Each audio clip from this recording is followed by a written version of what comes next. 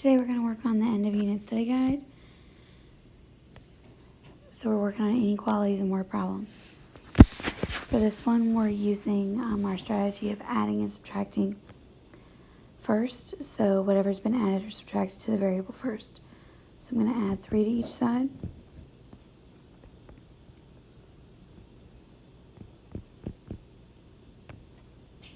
I'm going to divide by 0.4. X is greater than 12.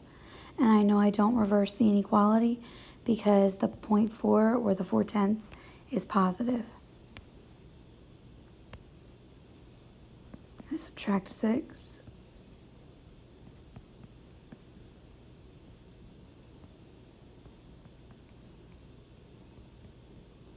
Divide by 1/2. X is less than 6. I'm not going to reverse the inequality because the 1/2 is positive.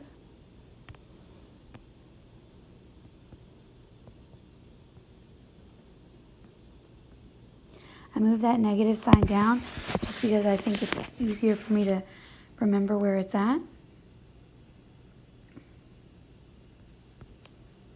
going to multiply by negative 12 on each side.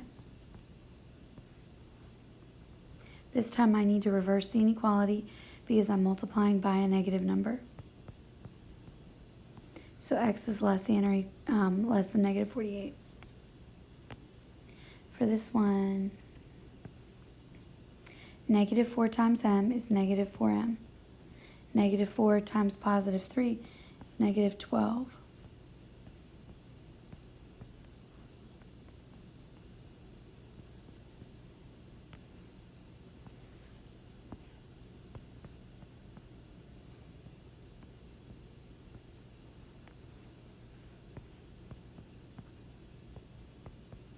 So as soon as I divide by that negative 4, I'm going to reverse the inequality. And my answer could be negative 27 over 4, or, oh, it's not 27, it's 37.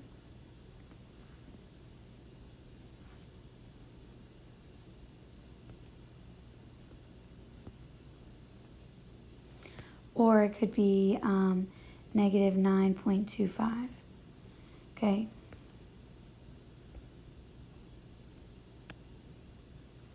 Either one.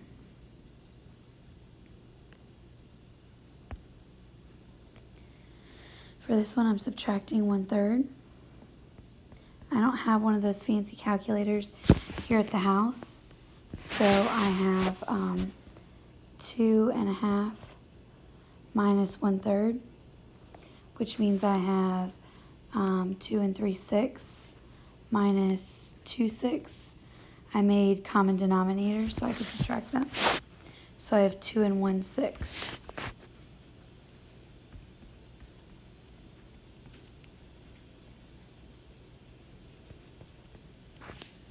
Then I'm going to divide by negative 1/5. So that means I'm going to reverse the inequality. So 2 1/6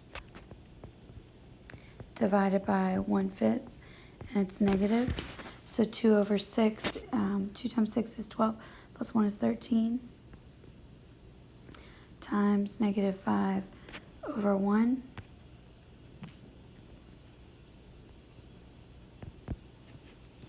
Negative 65 over 6. 6 goes into 65 10 times,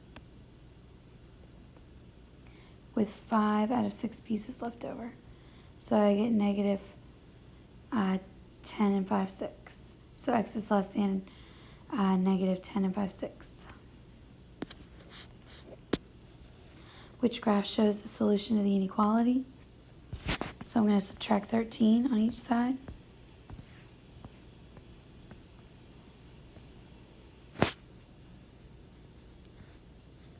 And divide by 2.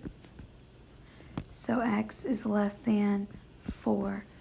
And that would mean I would have an open dot, so it would actually be A. For this one, they want to know which number line shows or I'm sorry, the number line shows the solution. So we have to figure out which inequality is going to go in the box.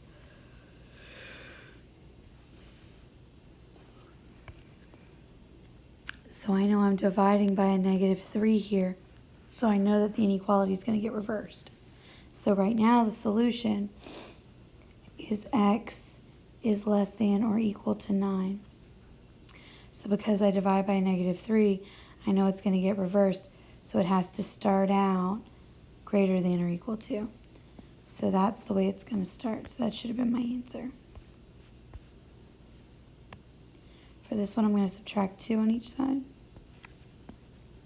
So I have x divided by -6 is greater than -3. So I'm going to multiply by -6 on each side. X is less than 18. And it's an open circle because there's no line underneath it. And it's positive 18, so it would be A. Brad had $75 in his savings account. He adds $25 every month, so that tells me that's where the variable is going.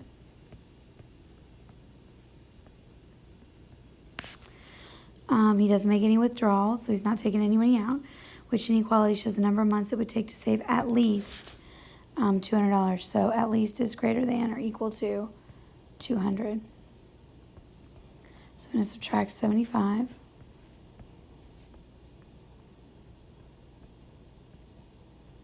I'm going to divide by 25.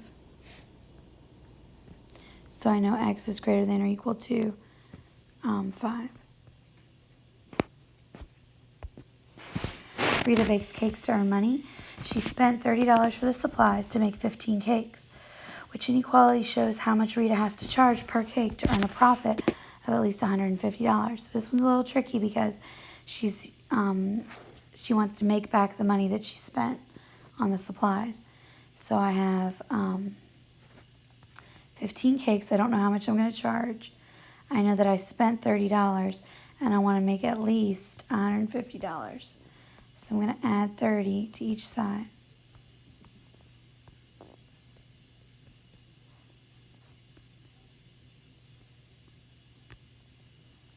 Divide by 15.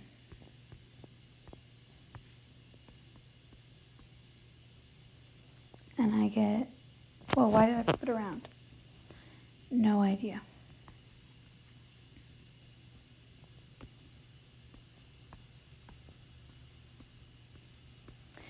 So x has to be greater than or equal to 15. No, not 15.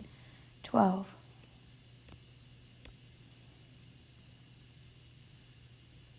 $12 per cake. Each movie downloaded from a movie service costs $1.99. If n represents the number of movie downloads, which inequality could be used to find the total number of movies?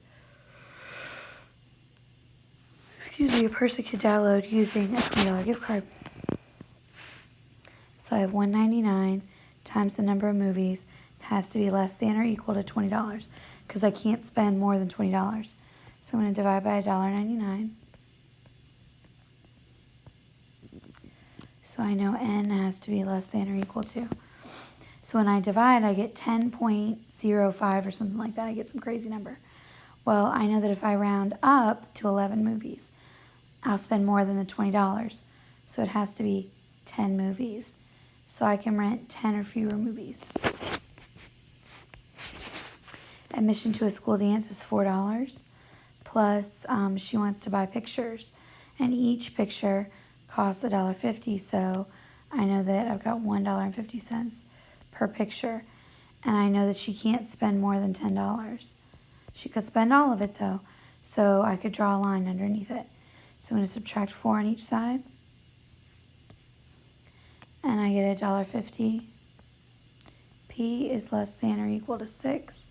I'm going to divide by $1.50. So P is less than or equal to 4. So the number of pictures she can take is 4 or fewer. Mateo charges $60 for skating parties plus $6 per person. Mateo can spend no more than $126. Okay, so 60 plus 6x is less than or equal to 126. So I'm going to subtract off the flat fee first.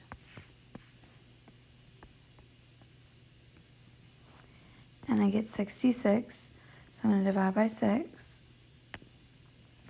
So x has to be less than or equal to 11. So that would be B. Okay, the amount of Max earned last week could be modeled by that expression, which number line shows the amount of items he could have sold last week. So 25 plus 5i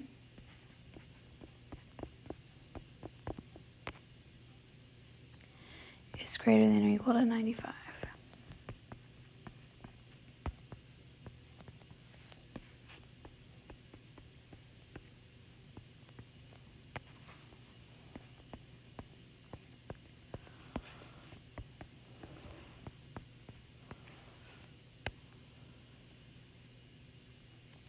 So that would be C. All right, if you have any questions, let me know. Remember, the test is coming up, so I'll be glad to help you.